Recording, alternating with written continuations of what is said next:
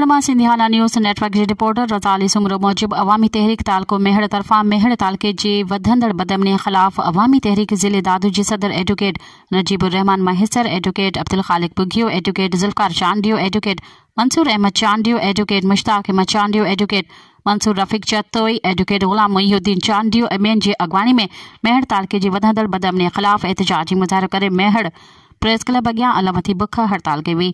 इन मौक़े ते अॻवाननि ख़िताब कंदे चयो त मेहड़ तालको मुकमल तौर ते बदमनी जे वे चढ़ी वियो आहे, पर हितां जी इंतिज़ामिया कुझु बि करण लाइ तयार न आहे।